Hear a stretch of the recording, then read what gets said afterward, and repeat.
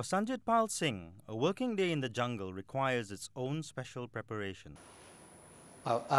Typically, a working day will start really early in the morning, way before sunrise. And depending on the locations that we need to go to, we need to allocate enough time to get to our shooting spot, assuming that there's a nesting bird at that season. But if we are photographing things like elephants or crocs by the river, I mean, it really changes in terms of your daily schedule. Currently, we are trying to focus on nesting hornbills. So there's this one spot which is somewhere in Malaysia that we need to leave at about 4 o'clock in the morning, hike up limestone hills, and try to get to that spot before sunrise.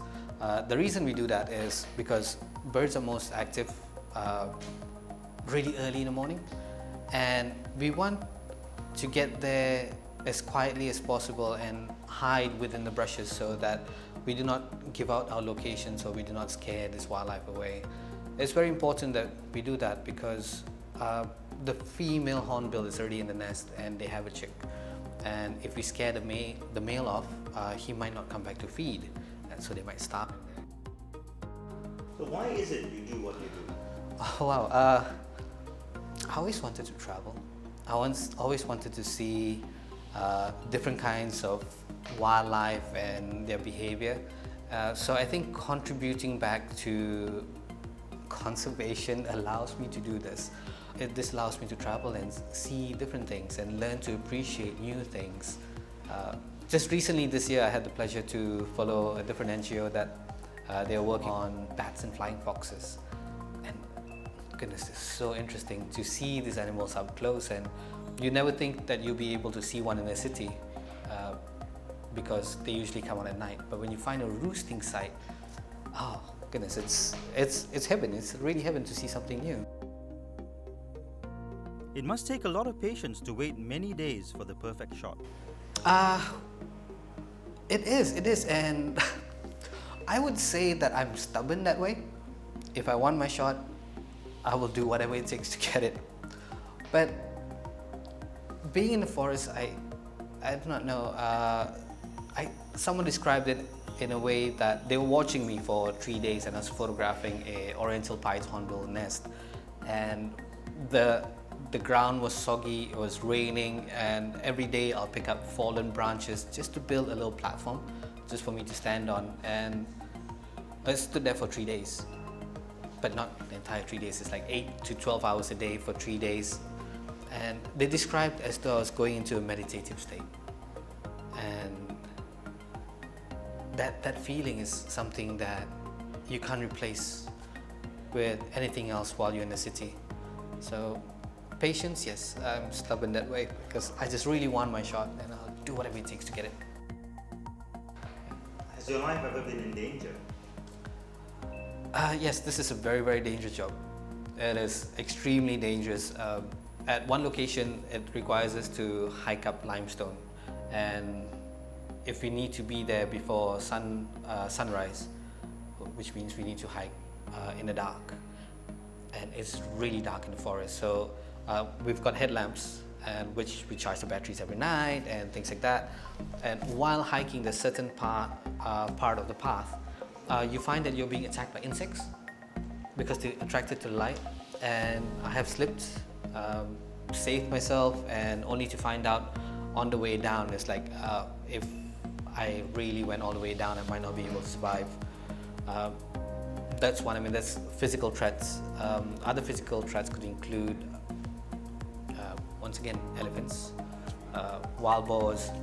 One time I was just sitting on a hammock and I think I almost fell asleep because it's been long days and long weeks that you have 4 hours of sleep daily, and I was just falling asleep, and next thing I realized there's a snake crawling between my legs. I was like, that's a pretty cobra. How has the environment changed since you began your work 17 years ago? Oh, 17 years ago it was definitely more green, and right now it's just more brown. And you can visually see it from either if you're traveling on a boat in a lake or if you're just flying from state to state. and just you look down and you see it's just getting more brown rather than how green it used to be. Certain places that we go to in northern Malaysia, the rivers used to be beautiful, pristine, crystal clear water. Most of these places are either drying up or the water is getting murky, which is kind of sad to see, because you tend to think about the other inhabitants within that ecosystem. Would they survive? Would they adapt? But it's just sad to see that this is happening. It's more brown than green than it used to be. So what can be done to improve awareness about conservation? Oh, there's a lot that can be done. Awareness is one thing that we try to do as much as we can, but awareness has its limitations, that it just stops there. What we want to try to do is trying to do behavior change programs, and of course starting from awareness and then behavior change programs, which will help people ultimately realize.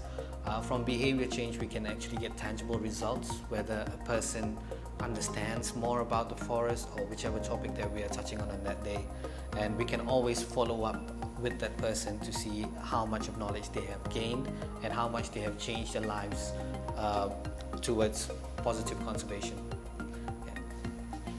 There's a view that conservation and development are polar opposites, but they don't actually have to be. Okay. What do you think?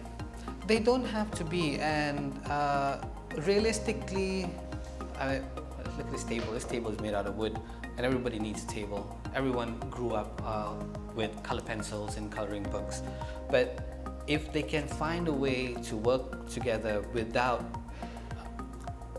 causing a lot of harm to the environment or minimizing the damage that it causes, then that would be a great thing. And Malaysia can start doing this, and we don't really need to learn from other countries. If we start this, Malaysia can be a leader in this. We still have a lot of forest, but we cannot take it lightly because it might be gone soon.